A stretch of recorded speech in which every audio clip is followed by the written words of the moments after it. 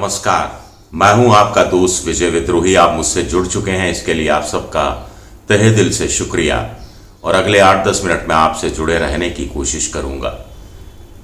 तो क्या प्रधानमंत्री नरेंद्र मोदी को सियासी आटे दाल का भाव पता लग गया है? इन विधानसभा चुनाव में क्या रहने वाला है सियासी दाल आटे दाल का भाव? हम ये बात इसलिए कह रहे हैं क्योंकि राजस्थान को छोड़कर बाकी जगह से बीजेपी के लिए अच्छी खबरें नहीं आ रही हैं और उधर आटे दाल के भाव की चिंता सरकार को बहुत ज़्यादा सताने लगी है। यही वजह है कि मोदी सरकार के एक मंत्री पीयूष गोयल 27 रुपये 50 पैसे किलो भारत आटा बेच रहे हैं। मोदी ही सरकार का एक और मंत्रालय 25 रुपये किलो प्याज बेच रहा है। जल्दी ही गेहूं भी सस्ते दाम पर इसी तरह बेचे जाने की बात है। प्रधानमंत्री खुद कह रहे हैं, घोषणा कर चुके हैं कि अगले 5 साल 82 करोड़ जनता को 5 किलो मुफ्त अनाज की योजना चलती रहेगी। यानी अगले 5 साल तक वो इसकी ज़रूरत महसूस कर रहे हैं, तब तक चीज़ें ठीक होने वाली नहीं हैं। उधर हंगर इंडेक्स की रिपोर्ट आती है तो यही बीजेपी सरकार के मंत्री उसका उपहास उड़ाते हैं।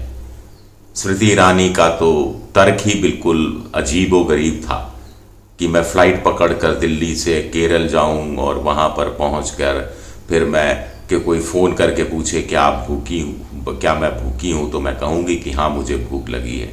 भाई, हंगर इंडेक्स का मतलब पेट की भूख से उस रूप में नहीं है, मुख्य रूप से वो कुपोषण से लेना देना है बच्चों में कि 5 साल की उम्र के बच्चों की जितनी हाइट होनी चाहिए उतनी हाइट नहीं है, वो ठिगने हो रहे हैं या पेट उनके निकले हुए हैं और इस तरह की चीज़ें उसके तहत आती हैं। और भारत बहुत निचले पायदान पर है।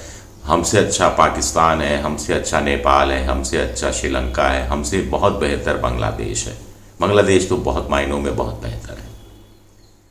तो मोदी रेवड़ी भंडार खुल गया है।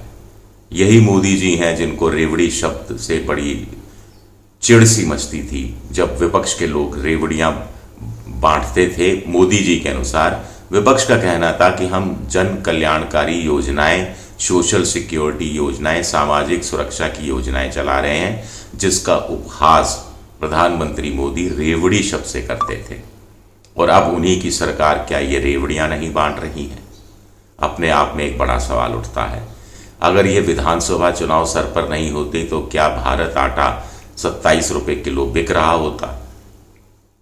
क्या प्याज 25 रुपये में बेचा जा रहा होता? क्या गेहूं इसी तरह बेचे जाने की योजना बनाई जा रही होती? एक आंकड़ा है कि करीब 200 दिन हो गए हैं पेट्रोल और डीजल का दाम बढ़ाए हुए।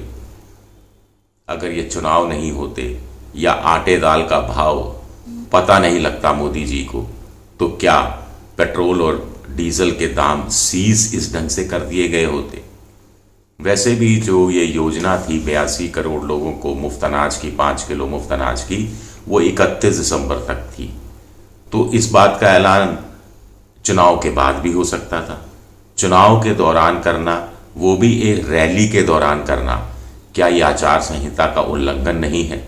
चुनाव आयोग से कोई चाहे तो पूछ सकता है, लेकिन चुनाव आयोग क्या जवाब देगा? अपने आप में भी ये भी एक बड़ा सवाल उठता है।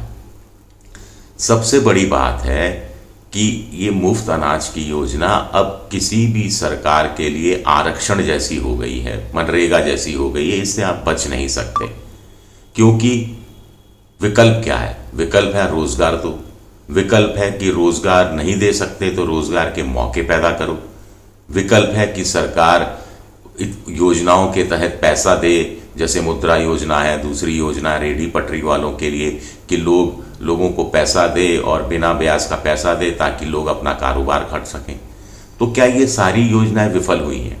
क्या ये सारी योजनाओं पर पैसा जो बहाया गया वो फालतू चला गया है और इसलिए मजबूरी में 82 करोड़ लोगों को 5 किलो मुफ्त अनाज दिया जा रहा है? फिर अगर आपको देना है तो भी आप ईमानदारी बरतें, क्योंकि नेशनल फूड सिक्योरिटी एक्ट के तहत 2011 की जनगणना के हिसाब से देश की 67% आबादी को मुफ्त अनाज देने की बात कही गई थी।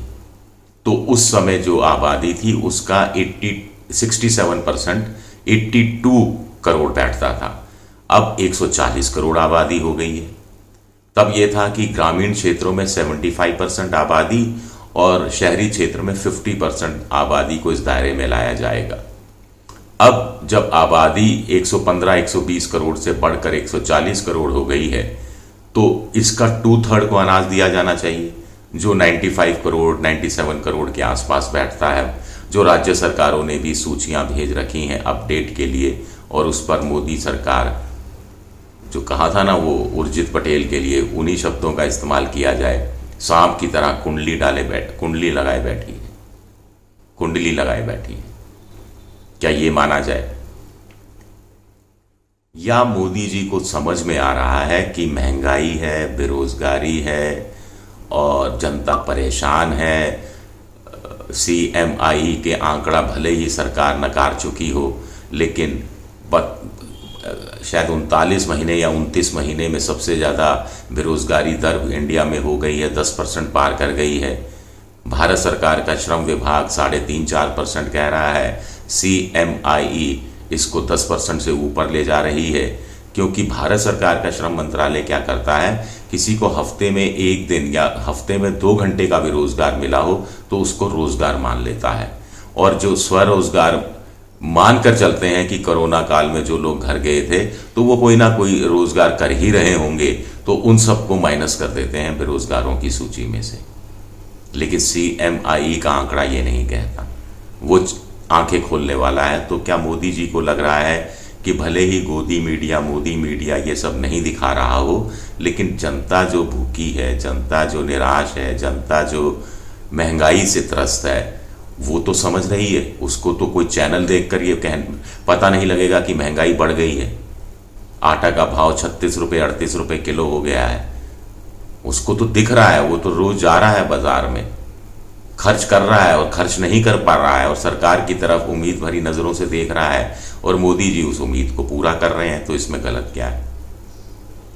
गलत यह है कि फिर आप राज्य सरकारें जो काम करती हैं उनको आप गलत क्यों ठहरा देते हैं? उनके लिए आप क्यों कह देते हो कि आर्थिक भार बढ़ जाएगा राज्यों पर और कमर टूट जाएगी और योजनाएं पूरी नहीं हो पाएंगी? अब तो वो केजरीवाल की तर्ज पर कांग्रेस, प्रियंका गांधी, राहुल गांधी की तर्ज पर गारंटियां देने लगे हैं। ये मोदी की गारंटी है, 10 बार वो कह चुके।